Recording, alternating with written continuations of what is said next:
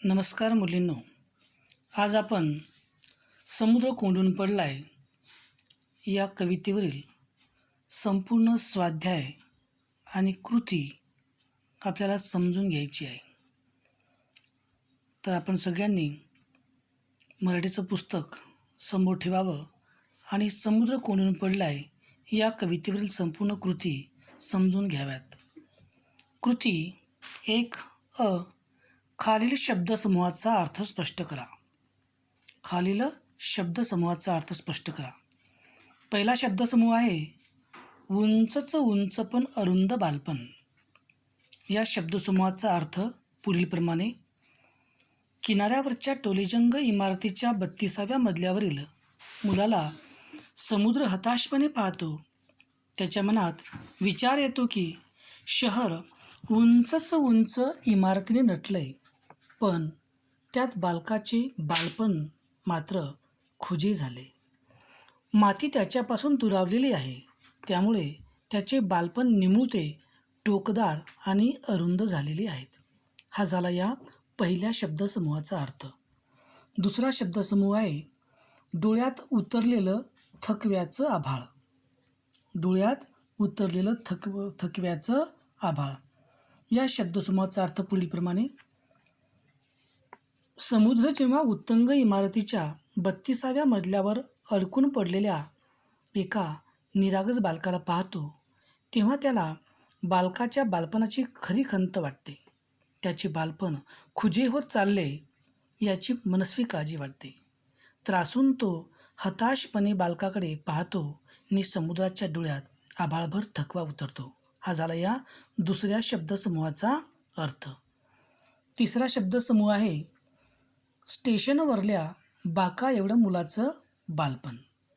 या शब्दसमूहाचा अर्थ असा: महानगरीय जीवनाची झालेली घुसमट पाहून समुद्र संत्रस्त होऊन शहरातून हिंडतो व थकून स्टेशनवरच्या बाकड्यावर बसतो. तेव्हा त्याला शेजारी एक मूल पाय पोटाशी दुमडून झोपलेले आढळते. त्याच्या मनात विचार येतो की या शहराच्या रहदारीत या बालकाचे बालपण हरवले तर आहेच, पण ते खुंटत चालले आहे. बालपणीचा त्याचा आनंद आकसला आहे. जणू त्याचे बालपण हे स्टेशनवरल्या बाकड्यापुरतेच मर्यादित व बंदिस्त झाले आहे. हा झाला या शब्दसमूहाचा अर्थ. दुसरी कृती आहे आ.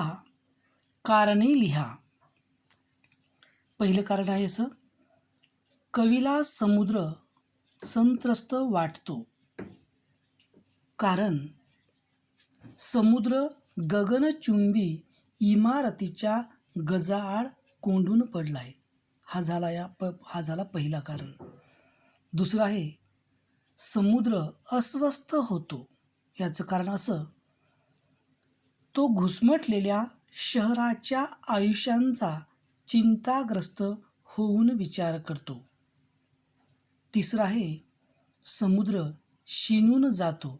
याचं कारण त्याला शहरातल्या सगळ्यांच्या बालपणाची व वयस्कांची खूप काळजी वाटते.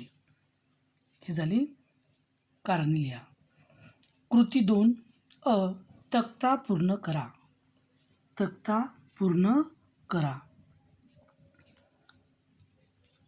तक्त्याचा पहिला टप्पा आहे कवितेचा विषय.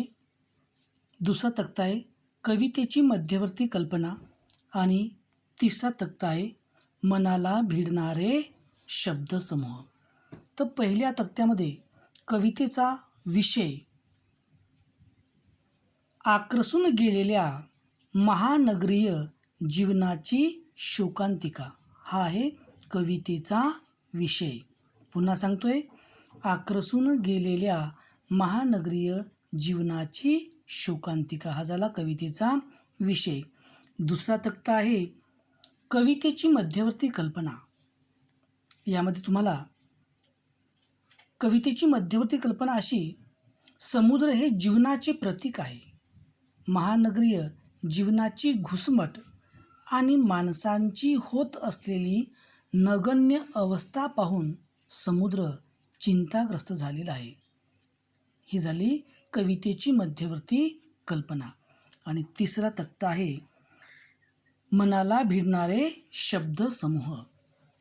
या कवितेमधील मनाला भिडणारे शब्दसमूह असे: एक, समुद्राच्या डोळ्यात थकव्याचे आभाळ उतरते.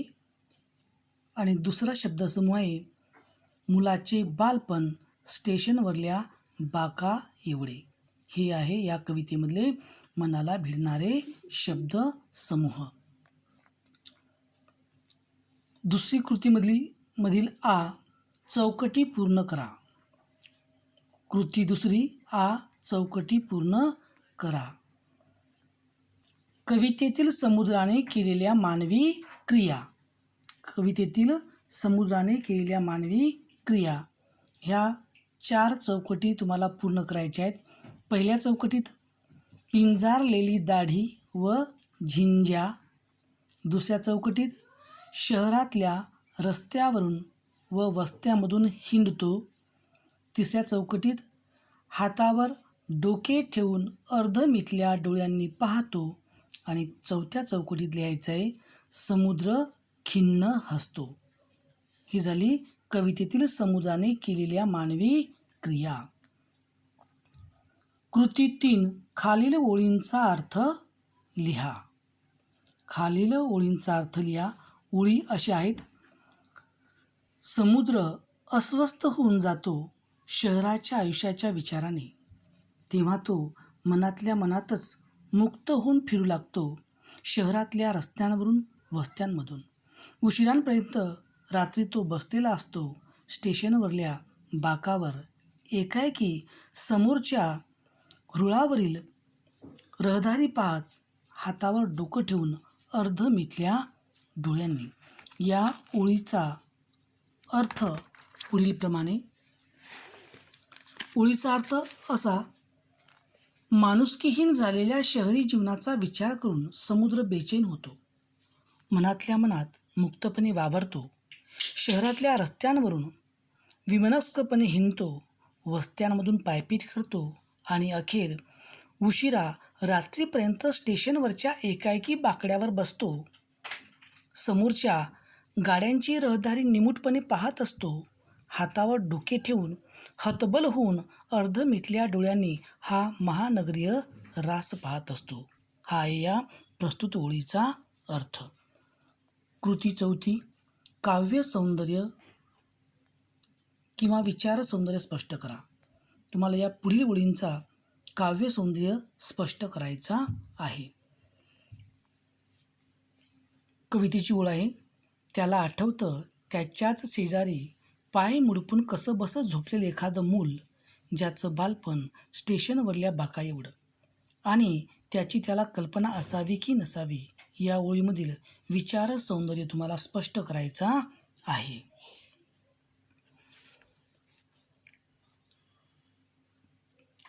समुद्र कोंडून पडलाय या कवितेमधील कवी वसंत आबाजी डहाके यांनी महानगरीय जीवनातील फोलपणा अधोरेखित करताना उपरोक्त ओळी लिहिलेल्या आहेत.